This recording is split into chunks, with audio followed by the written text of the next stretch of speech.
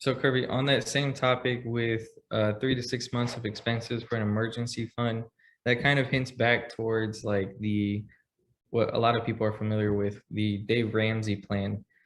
Yeah. Can you elaborate more on a previous video that we had where you spoke a little bit on that, listening to Dave Ramsey on your way to and from work in Texas and how it changed your life? Can you touch more on that in case people haven't heard of Dave Ramsey or his plan? And All right. Yeah. I felt in the last video I didn't do it any justice. Honestly, that's how I felt. Um. So, like I was saying, we're not gonna go over the whole story of me being gambling or whatever. But so anyway, I'll just start right there as I was leaving Killeen, Texas. So I'm leaving Killeen, Texas, and like I said, I lost, you know, lost a great deal of money. I lost all the money I had. One thing I had was probably like $3 and a half tank of gas or full tank of gas I had left in the car. I still have my credit cards though, so I could swipe. I still swipe now. I can still swipe. oh man. Don't hold me down. I can still swipe. But yeah. So what I did, I was dejected with myself, and what I mean by dejected was I knew that it wasn't any cash flow that was going to come in or any. I didn't have any unemployment checks. I didn't have anything that was going to come in the immediate future that I could say, oh, now I can recoup that money and then I can go on living my life.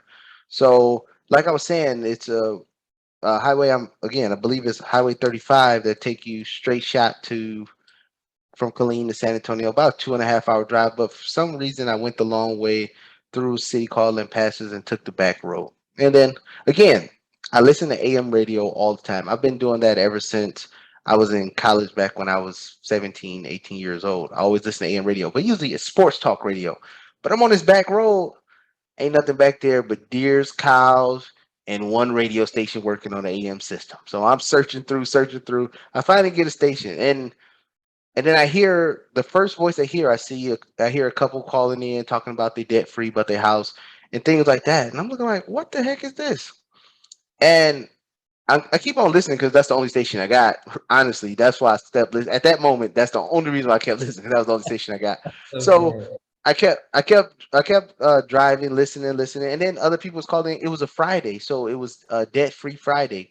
Dave Ramsey do that debt free Friday. They call in and talk about how they're debt free, and I'm thinking like this is a joke because it's the first time I ever heard. I'm like, this is a joke. This is an infomercial. I'm waiting for the punchline for him to say, okay, if you want to be like this, buy my book or buy my class or buy my course. And then I'm driving. It's like 3 hours long. I'm still soaking, but I'm still listening to what I'm still soaking from, my financial situation, but I'm listening to their financial situation. So I listened the whole way home, the whole 3 hours. I stayed on the whole ride, and then I get home. I really didn't think much of it after I got home. I was still just upset with myself. I get in the house.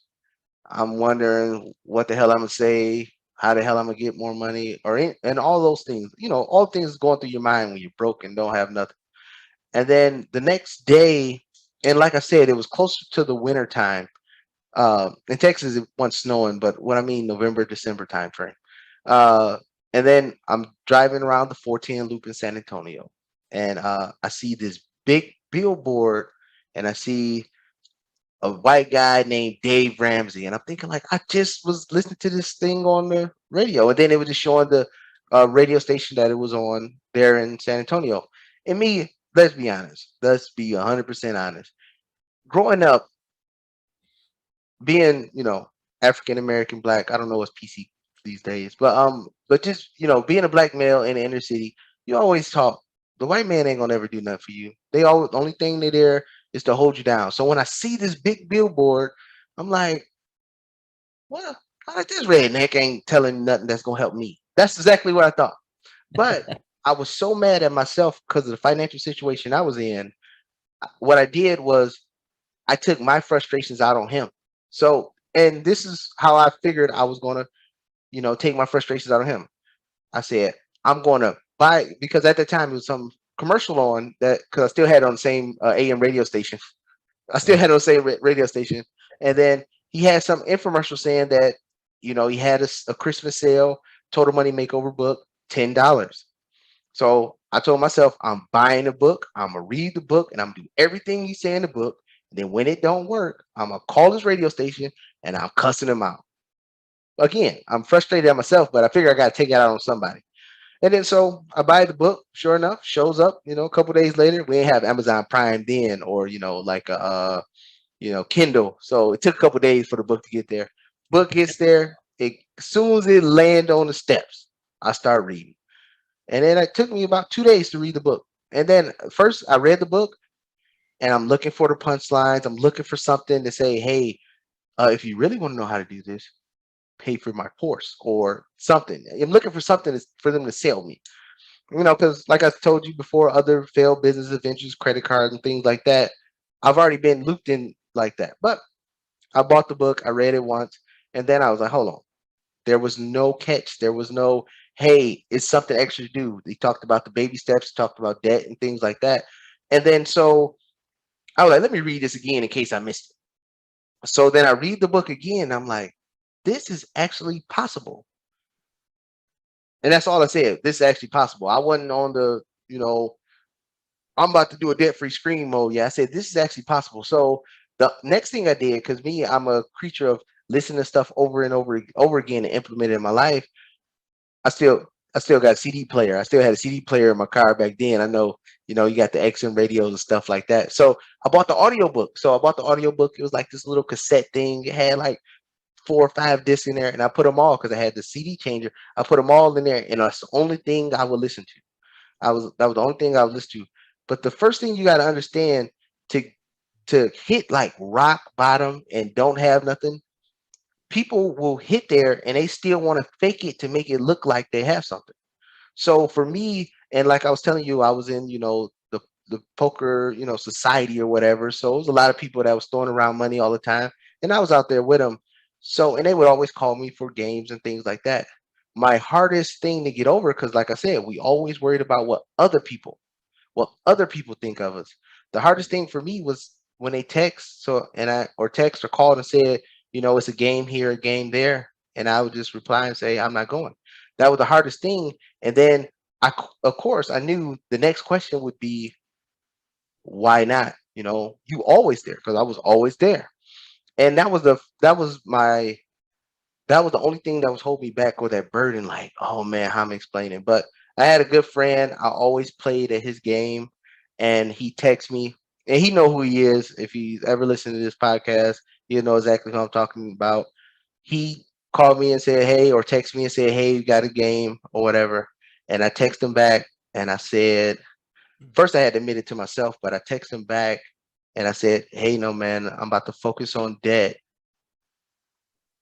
I'm not playing. And then I just set the phone down because my mind is racing.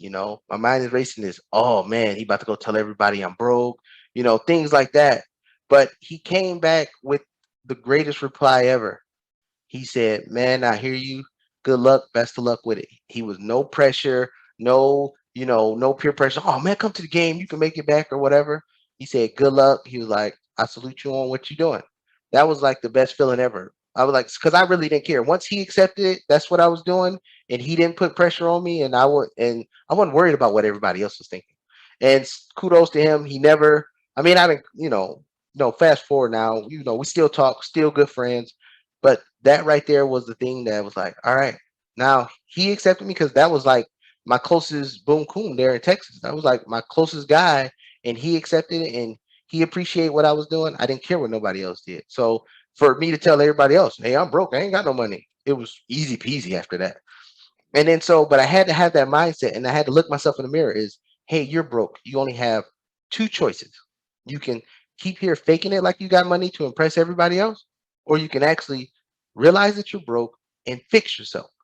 And I chose to fix myself, and that's when I start going through the baby steps. And the baby steps in Dave Ramsey's book, I wrote them down. I wrote them on the refrigerator. I wrote them everywhere. And then that's when just, same thing, writing a budget like we talked about, listing our debts from largest to smallest, and then debt snowballing. Went and found jobs and things like that. And like I was saying, I uh, I was in the National Guard. So when you get out of the military, everybody who signs a contract in the military, it is an 8-year commitment. No matter if they sign a 3-year contract, 4-year contract, 6-year contract, it's an 8-year commitment because you're on IRR. I believe that's what it's called. And what happens is, so you do you do 3 active years if you sign a 3-year contract, and then you have 5 years of IRR. IRR means they can call you back at any time to go active duty. So for me, I signed a 5-year contract, so I still had 3 years of IRR. But since I deployed and went to Iraq twice when I was in active duty, I didn't have to deploy again in IRR or the National Guard. I chose just to go the National Guard route so I can be around some military people because I still love the military life. And then so before I got the Dave Ramsey book, I had the option to go to Iraq and I didn't take it. I was like, nah, I ain't going. I'm good, players. I'm gonna go. I think I'm Daniel Negreanu, Phil Hellmuth, Phil Ivey all rolled into one. I thought I was still going to Vegas and y'all was gonna see me on TV. But that's not what happened. So so the second time around came and another unit was going to Iraq. And then I was like, the only way I'm really knock down his debt if I volunteer to go to Iraq. And I've been twice. I said, worst thing that can happen, I done seen the worst. It won't get no worse than that. So I volunteered to go with the National Guard unit to Iraq. And my only mission for going was to pay off the debt. And then so I get to Iraq and every paycheck that was coming in, and uh, some people might know or may know, but military folks out there, they know what I'm talking about. When you go to like combat zones and stuff, you get your pay is tax free, and then you get hazardous pay and yada yada yada. You get some extra incentives out there for it. And then so what I did was every dollar, and I just followed the baby steps. The lowest debt, I knocked it out. I took all the money that I was paying on the lowest debt. I was paying the minimum on all of them, and I was just plowing at the lowest debt. Once that debt was over, I rolled all that money and then started plowing at the second lowest. Credit cards after credit cards after credit cards. Then going for the car and knocking that out. And that's the thing that worked. And all this time, I always tell people the story, and I said, "Yup, the only reason why I did it because I wanted to cuss out Dave Ramsey." And the truth is, Dave Ramsey really saved my life. So, Dave, thanks. So that's the story about Dave Ramsey.